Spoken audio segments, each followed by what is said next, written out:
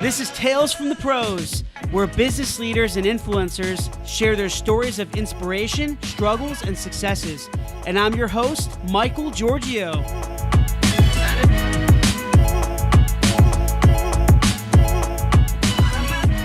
Hey everyone, welcome to Tales from the Pros. And this is Michael Giorgio, your host and co-founder of Imaginovation. My guest with me here today is a writing guru and influencer who has been working for years with top tech news and digital publications such as TechCrunch, The Next Web, and now is editor-in-chief at Crunchbase. I'm sure a lot of you tech companies know what Crunchbase is, and TechCrunch as well, which are massive on the internet. Please welcome Alex Wilhelm. Alex, thanks for being with me here today, man. I really appreciate it. Yeah, absolutely. It's a good day for a podcast. It's 1 billion degrees on the East Coast, and I'm feeling relaxed. So let's do it. And you said you're in Providence now. I'm actually in Raleigh, North Carolina, so it's kind of rainy and hot here. Oh, well, I split my time between San Francisco and Providence, and so I spend 2 weeks in the month in the fog and the cold, and then I come here and it's like blistering sunshine. It's a shocking contrast. Big country we live in. Cool, man. Cool. So, Alex, it's great having you here. And what really inspired me, man, to reach out to you and have you on the podcast is because I see your awesome tech news articles on Twitter. I see you're very heavily active on Twitter. And as you know, I also own an app development and technology company known as Imaginovation. So yeah. I thought to try and get into the mind of someone who essentially understands where technology, business, and companies in our country are going in today's U.S. economy, and just giving others insight on what it takes to receive engagement and also interaction when writing content. So that's really what this episode is about. So it's good for our audience to really know what's going to be coming in the next few minutes. So yeah, that sounds good. Let's do it. Cool. So first things first is tell us a little bit about your story, kind of background, how you got into tech and business writing. So tell us a little bit about that. Yeah, so I'm going to go way back in time, and I'm going to do this quickly. So I hope I don't bore anybody. But I fell in love with money before I fell in love with tech. So back when I was in elementary school, of all things, there was a little stock market club that I could take part in, and I joined that, and I realized that money was awesome. And what that meant was, in middle school, I was the super cool kid reading the Wall Street Journal in print, and by cool I mean not very cool. So I really fell in love with like the stock market and the idea of public corporations kind of through high school. And then I kind of ran into tech by accident. And once you discover the world of startups, if you're a business-minded person, you're enthralled because these are the fastest growing, the most interesting, the riskiest. It's kind of like watching, like cars that are racing, but also are on fire. It's a ton of fun. Right. And when I went to college, I got a job at a startup in Chicago. I went to school in Chicago. And that company fell apart and we all got laid off. So I founded a company my first summer after my first year of college, and that failed. So you can see a theme here in my entrepreneurship efforts. And then after that, I started to write online to stay active in tech. And then I got hired by The Next Web to be their first U.S. reporter in my second year of college. And I did that ever since. So I tried to be an entrepreneur, and I wound up a technology journalist. I don't know what this says about either one of my roles, but that's kind of how I got to where I am today. I mean, they're both. I could definitely see how they're both related, though. Even from you going through that struggle, right? You still, you had a sense of what it took to kind of build a business, right? Even whether it failed or not, it still gave you that experience to become a better writer, I would say. Oh, for sure. I mean, one thing that you get if you found a company that fails, like we launched a product. TechCrunch covered our launch, ironically, because now I used to work there, and we got paying customers, and we had to shut it down because it wasn't going to work. If you've done that, you have a lot more sympathy for entrepreneurs that you're writing about, because you just know what they're doing is and how hard it is and how effectively lonely entrepreneurship is, because it's kind of you against the whole market in a sense. So yeah, that did provide a lot of color to my, or at least I hope it did, to my perspective about how entrepreneurs do when I write about them. So, from your years of writing, you've been writing for how long? Well over 10 years? Oh gosh, something like that. Yeah, I'd have to go back and count, but it's I'm on my 4th or 5th publication now, so it's been a minute. So from all your research and writing experience in startups, corporations, and just technology business, where do you feel technology's headed in the country? Do you think it's headed in a good direction, or what's your insight on that? Yeah, I'm generally very bullish about the impact of technology over a long time frame. One thing that we see a lot of that makes a lot of news stories is the short-term disruption of tech causing pain among people. And a really good example of this that's going on right now is the continued carnage in the taxi industry that's been kind of wrought by rideshare companies, Lyft and Uber. Now, I think long term, those companies are going to be a net positive to humans, if you will. But that doesn't really alleviate the fact that taxi drivers that had mortgaged all their assets to buy a medallion are in trouble. So when we look at the short term, that's business can be a bit rough from the human perspective, but long range, I'm quite bullish. And so this brings in a lot of stuff. People love to talk about artificial intelligence, self-driving cars, these kind of future-ish technologies that aren't quite ready yet, maybe 5-10 years out. But I think about what we've accomplished through tech in the last 10 years, and then I kind of applied that model forward 10 more years. I'm quite excited. So if technology is good or bad, to answer your question, definitely I'd say good. But then, I also say it's broadening. And one thing that we talk about a lot in Silicon Valley is what counts as tech. Because it used to be pretty obvious what was tech and what wasn't. You were making steel or computers. But now technology has kind of imbued itself into so many different things that what's tech is increasingly fuzzy. So I would say tech is a net positive in a very, very real sense, but also becoming a much more diffuse industry. Or perhaps more clearly, other industries are kind of becoming tech industries that weren't before. So that's kind of my overall take. I can narrow that down if you'd like, but I think that's how I put it in response to your question. That's a great answer, man. I never expected that to hear that, because now my mind's really open. I'm thinking, yeah, it's true. It's really hard to define tech companies now.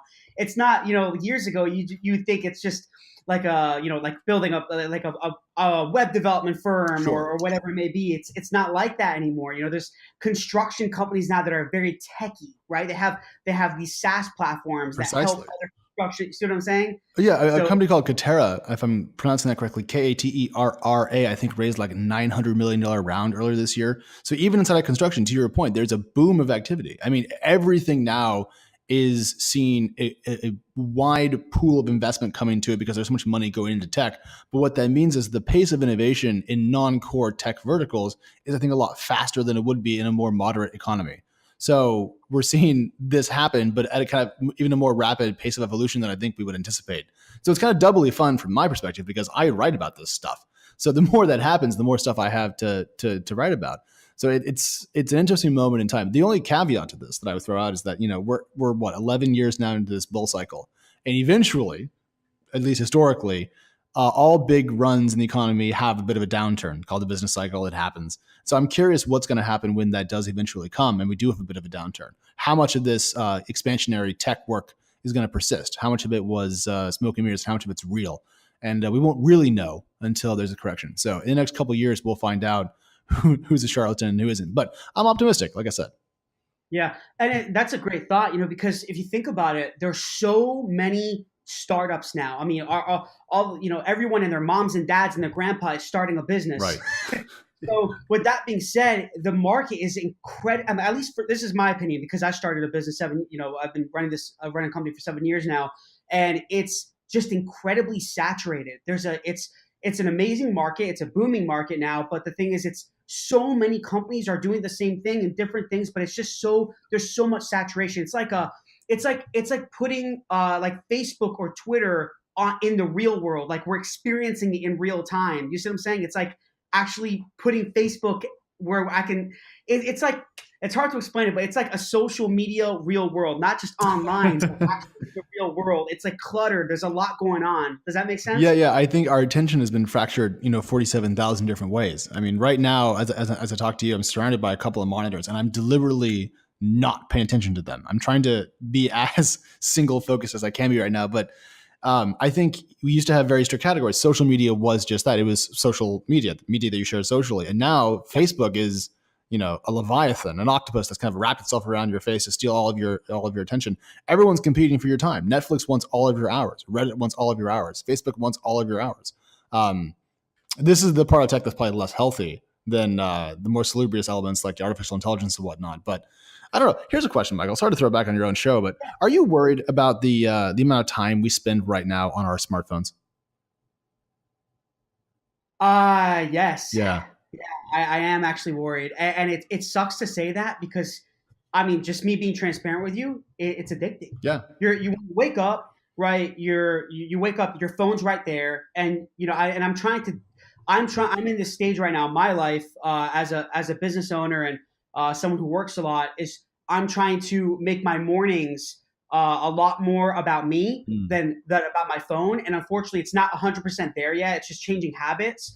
And I think that's a great question because we're so relying on our phones right now, and it's just I think we're losing a lot of that human connection, and it's a It's concern. a huge concern. Absolutely. My fiance and I just subscribe to the New York Times in print, and so we sit on our back porch here in Providence and we do the crossword together in print, just to have some time before we both go off to work. That isn't us on our phones or anything like that. It's actually just analog, old school, face to face. And so far so good, but I'm amazed that I have to actually invest time and money into getting that. You think it would come naturally, but we're so digital now. It's just not the case. I feel like I've derailed us and I've taken us off topic, so I'm going to throw it back to No, you. no, it's good. It's a great question, and it's a huge concern I think with a lot of people. But as I mean, you said yourself that you interviewed Gary Vaynerchuk Way back in the years day, ago. yeah, yeah, yeah. All about, I mean, if I told Gary Vee that, he'd be like, "Oh, f this, f that." It's all your mobile's opportunity. Yeah, it is opportunity. I agree, but it's also you gotta. I mean, in a way, you gotta balance that opportunity. You know what I mean? Yes. There's a lot of things you have to. You can't lose that human connection. It's you. There's a lot of value in me sitting with you. If you're here in Raleigh or I'm up in Providence, we're actually sitting talking. I can see the intent and the emotions on your face when we're actually talking. Yeah. Then what I'm saying is different. It is different. And, one last little note this, and then we should move on. But Crunchbase is an SF based organization. We have relatively high end video conferencing equipment. So when I'm remote half the month, I do a lot of video calls into meetings. And even though it is, high fidelity, good latency, big TVs, it's still complete crap compared to face to face. It's still nothing compared to actually spending time with one another. So, I think if technology ever does get us across that gap, we're not anywhere close. I don't even think we have the right ideas about how to get there. And that's why mostly I like to hang out with people in person. Still, call Yeah, me old fashioned, if you will. I agree. No, I love it, man. It's good. I completely agree with you. So Alex, reading some of your articles on startups, and do you see any trends regarding their success, failures? I know we touched on this a little bit a few minutes ago, but just their success, failures, or how easy or difficult it really is to actually create a successful startup into a company, into a legitimate company. Yeah, so I'll answer, I guess, part of that first, and then we'll dig into the rest of it. But one thing that people say is that it's so much easier and cheaper today to start a company. All you need is an app, and you can, et cetera, et cetera, et cetera. But what people don't really understand is the cost of engineering talent inside the technology world has really, really gotten, well, I mean, how to phrase it? It's become a lot more expensive, right? So it's very easy to start a company now and maybe to build an MVP product. But if you want to staff up an engineering team, it's incredibly high cost. And so it's people I think have the wrong perspective about how this is going. And so people I think get a little bit into the entrepreneurship realm before they should, and they end up not being fully cognizant of what it's going to take. So one thing that I think is a very high indicator of success in startups that I see in the Valley and also on the East Coast is how soon they focus on revenue. And if you go back to the kind of Snapchat era of unicorns, people weren't concerned about revenue. They were really concerned about kind of big consumer hits. And then you can monetize them later, but don't worry about that now. Just raise more money and whatever. That I think has mostly failed. A couple of examples, will stick out, like Pinterest is going to be fine. Snap's kind of okay. But mostly I think startup durability as opposed to sacrificing that for speed and fragility is going to be a long-term winning prospect. And that's why, frankly, the SaaS market or software as a service market has been so strong over the last 5, maybe 7 years now. So that's kind of how I think about it. Like the creation costs are much higher than people think. And durability over speed and fragility is probably a bias that I would be willing to take. And then one quick caveat about locations. We talked a lot about today about how, you and I are in different parts of the world. But I kind of came up in the Chicago tech scene where I went to school. And startups in the Midwest have a much higher revenue focus than startups in Silicon Valley on average. And I think that's going to bear out. Seattle's kind of cloud town and Silicon Valley is kind of like hyper social weirdness. LA is kind of its own thing, but Chicago is known for having kind of conservative-ish companies. And I think it's going to serve them well in the eventual downturn. So I hope that answered part of your question. No, it was a great answer, and I think it's easy to say, "Oh, you're an entrepreneur. You started something. You have this idea, and even creating the app." But you have to have the business mindset behind that. And I've noticed that working with tons of startups for years is a lot of them. What happens is they don't. They have this amazing idea. Apparently, the next Facebook and Uber. You hear that crap all the time. I got the next Uber of this, Uber of that, right? But the thing is that is that they don't understand the business side behind that. You have to know how to run a business. It's not just having an idea. A kid can have an idea, and even a kid can code nowadays. There's kids that are 8, 9 years old that are coding I know it apps. drives me nuts But because I still am terrible with code. But yes, yes, you're right. it's just it's crazy how you think about it. You have to understand the business, how to run an actual company or a business, and and alongside of just having an idea. So, but no, that's great. So, jumping into investors, Alex, and funding acquisitions, you've written about Sure. that. Do you think startups and companies in general are always relying on VCs and angel investors to keep them afloat, to keep them going, or are you seeing organically growing companies as well? So I bet I would see a lot more organic growth if I was looking for it. But one thing that I do focus a lot on is the venture capital space. There's an inherent bias in how I look at the market today. Um, and I do think that we see a higher level of companies depending on venture capital money than before because there's so much of it around. You almost can't not raise it. Because let's say you and I are both going to start competing companies, right? And I'm going to fund mine organically, and you're going to raise 100 million in VC. By the time I get to any sort of scale that I have enough cash flow to really invest back in the business, you are going to have quadrupled, quintupled my size and stolen all my customers. And you can also afford to operate at a loss while I can't. And so just because there's so much capital available, you essentially have to take some, at least in the faster growing technology niches. Now, that wasn't always the case. You're seeing some companies like Pluralsight, for example, go public that had a decade or so of self-funding as they built out. But even that company eventually took a lot of VC and then had to go public. So I would see more of it if I looked for it, but I do think just the scale of capital available means that most high growth tech companies at least are pretty dependent on the stuff. And if they're still dependent on VC when VC slows down, as it will, because the business cycle always happens, they're going to be some serious trouble. So I would caution people to wean themselves sooner than they think. But I'm just one journalist looking at the market, so my opinion there doesn't carry too much weight. But that's what I would do at a minimum. My business partner says the exact same thing that you said.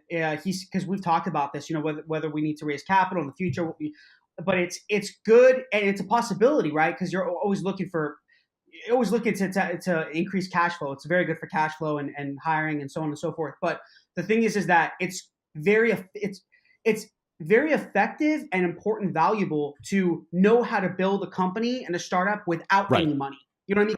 You don't, because when you then that means you don't have to rely on VCs and angels and whatever to keep the momentum. You know what I mean? You know how to build that build. It might go slower, but you still know how to build it with just your own money and not anybody else's. Right. Then you don't have to answer to anybody. You don't have to meet anyone else's Exactly. guidelines. You don't have to hit your numbers or all of a sudden your VC stops showing up to your board meetings. I mean, if you can control your own destiny, and this is just my own personal bias here, like Yeah. I would much rather own my own shop and maybe grow a little bit more slowly, but also just maintain control and not have someone else be ready to push me as CEO off the cliff just because they think I'm not doing it correctly, But that stuff tends to happen more when VC is less available. Right now, the big bias we're seeing, at least in Silicon Valley, is that there's so much capital out there from VCs and other sources that it's all quite founder friendly. And so what that means in effect is that founders who before may have been afraid of their VCs are now in a situation where they have a lot more power given how competitive the funding side as opposed to the entrepreneurship side can be. So it's been flipped a bit, the market dynamics. But again, that'll change. And people will go back to being fired by their VCs, but not until the market changes. And it's weird to talk to you today because, for all we know, tomorrow is when the downturn begins, or next week, or next month, or 2 years from now. But eventually, this podcast will be prescient. I'm just not quite sure when that's going to happen. Right. Expect the unexpected. Things are always evolving and changing. You gotta be Especially ready, in man. tech. It's very reactive and proactive at the same time, not just one or the other. But so, Alex, let's jump a little bit here into the overall validity of news and how do you as a writer and editor ensure that everything, not just you, but writers in general, that everything's written in is like actual factual. It's facts and not quote unquote fake news, which we hear all the The time. fake news thing is really interesting because if you go back to when that term became known, it was describing literal fake news, like news that was not grounded in reality, that was whole cloth fabrications, that was designed to be shareable. So it was literally false news, not news that had a fact wrong in it, because news will make mistakes. It's written by humans, but it was actually fake news. And I think now the term is thrown around mostly as a pejorative, especially in the American political context, of news we don't like. Fake news. They mean something they don't agree with, or they wouldn't report it in the same way. So it's really lost its focus. But your general point about media accountability and what's valid. What I would love to do if I was king for a day would be to have everyone kind of shadow a reporter, and especially a reporter at a traditional publication like the Times or the Journal, and see how editing works, how fact checking works, just so they understand what's going on. Because one thing that's happened in the modern American political climate is that people are essentially losing their faith in the validity of media wholesale. And nothing could be more destructive to our democracy than that, because what it does is it takes away an independent arbiter from the coming to kind of a general consensus of what truth is. And once you lose a shared reality, you essentially can't legislate or communicate. And you would end up with kind of two political sources on the left and right, which would be disastrous because they're both biased political parties, because that's how that works. So I'm not really concerned about the validity of the news, because I know how it works, and my friends work for the biggest and most famous publications. I know how hard they work to not be wrong and to not publish false things, and how many corrections they publish to make corrections when needed. So I just think it's more of an awareness problem as opposed to a news having a structural issue. The only other thing that I throw in there is that in the kind of current digital news era, we are now very accustomed to seeing hyper-partisan but still journalistic entities out there. And I think that people should be able to differentiate those themselves between that and what the Times, Journal, and Post do. And that's a news literacy question on the reader's side. And that, I think, shows one of the weaknesses in the current American educational makeup. Yeah. And Elon Musk is actually creating he's creating, I don't know if you heard this, but he's creating an application that basically what it does is it I think there's AI logic involved, obviously, but it basically it vets out, or it basically understands the credibility of an ad. You know how you see all these ads on Facebook, like, oh, the best ways to cut 10 ways to lose 10 pounds now. Oh no, I was just making the same joke. Go for it. Sorry. Yeah, exactly. Yeah, and it's just all this crap that you see on all over all these ads. You don't know how valid they're, how if they're actual credible people selling these products and services. So he's creating this application that is going to give them like a understand, like they're an AI score, understand like if it's actual credible. You know what I mean? Before you go and spend money, so it gives them this type of. I like this. So it's a way to kind of vet the advertising world just based on what you've told me. I like that. I think that. I think we could all agree the ad world could be cleaned up a bit, especially in terms of online digital content ads. If you're ever seen things like Taboola and whatnot, you can kind of see the basement of the internet right there. So anything to improve that would be fine by me. Oh man, so much opportunity for improvement. It's staggering. Someone listening to this show, please go build that company. We'd really appreciate it.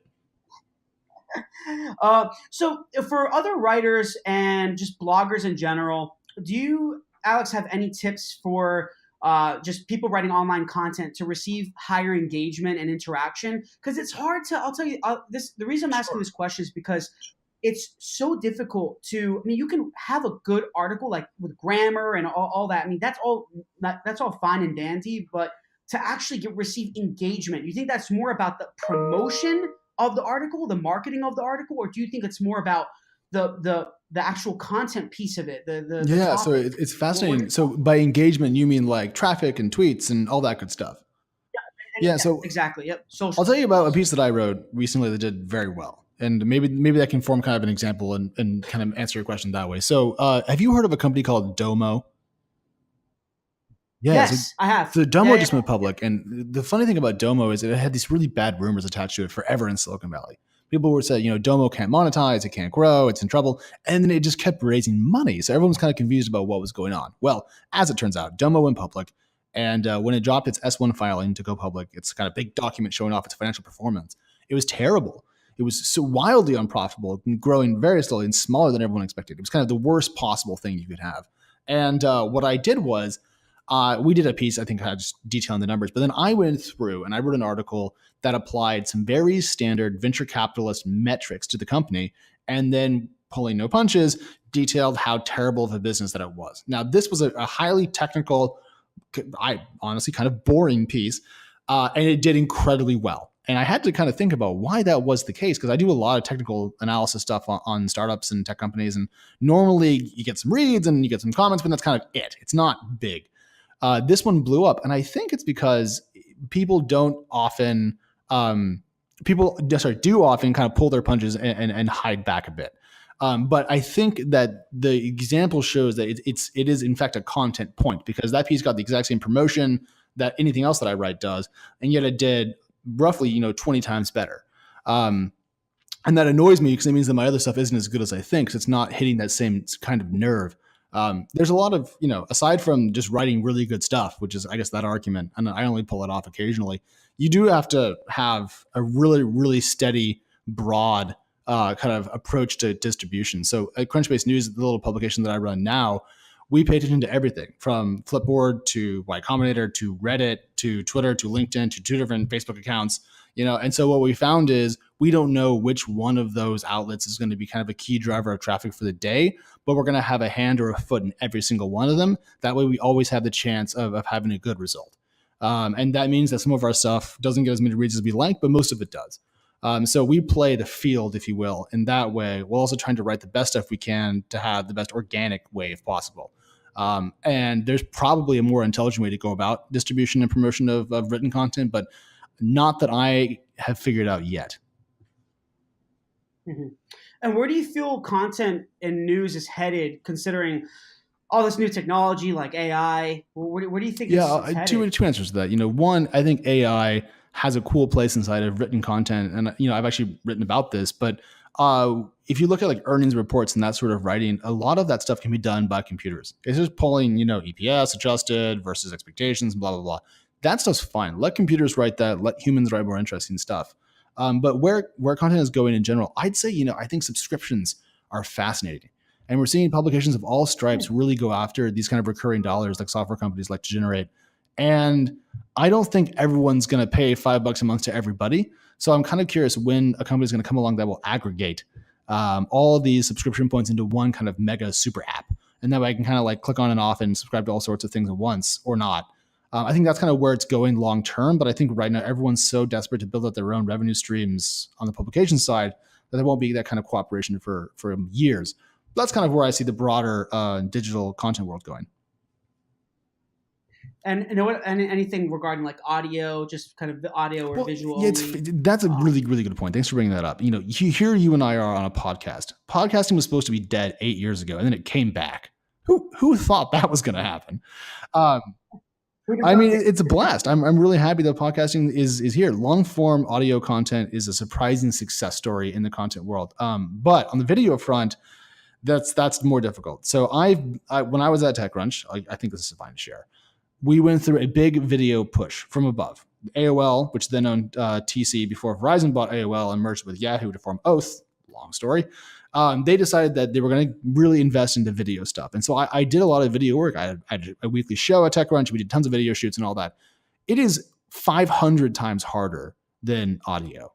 Like it's not just twice. It's a huge multiple harder. And it only monetizes so much better. So I think we are going to see the great video push of 2016 through 18 kind of fizzle a bit. I think it's too high cost for most people to do well. And so you end up with very kind of poor video, all fighting for the same distro channels and the same ad dollars. So I would say bullish about audio and neutral long-term, but short-term bearish on most news video content.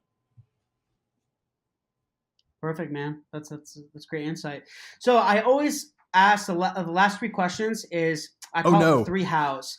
So how do you define failure in quickest way possible? How do you define entrepreneurship and how do you define success? I'll answer which one's the first one? Tell me again. Failure and then entrepreneurship and then success. Failure is when you've disappointed yourself. Entrepreneurship is when you've built something that's new to the world. And what was the last one? And success. Oh God, it's a brilliant question. Can I put it in personal terms? Yeah. So success for me right now, just the way that I think about it in my life is when I take really good care of my partner. She's a doctor in residency, so her schedule is nuts. And so I'm running kind of like defense and support for her as much as I can. And so whenever I'm doing a really good job of making her life good, that's when I feel success. It's not a professional point right now for me, so much as it is a personal thing. Cool, man. I don't think I've had an answer like that from all the people I've interviewed. So sorry that it took me four questions to get to 3 questions. If the personal is intact, man, everything will fall into place. So where can you find you? If you're on Twitter, I'm just Alex, just /Alex. Okay, cool. Alex, thanks a lot, man. I really appreciate it. And I think everyone's going to find your insights and knowledge very, very valuable. And I know you're a busy guy as well, so thanks for taking the time to. It's very kind of you to have me on. I hope some of that was useful, and if it wasn't, or if you have any other questions, I'm just Alex at Crunchbase.com. So shoot me an email and we can chat about whatever. Sounds good, man. I appreciate it. All right, everyone. This is Michael Giorgio, your host on Tales from the Pros, and until next time. Hey guys, thanks a lot for watching Tales from the Pros. Please subscribe to our YouTube page and also follow our social media. There are links somewhere around here, but we really appreciate it, guys. Thanks for all the support, and I'm going to be giving you awesome content continuously, and we look forward to seeing you soon.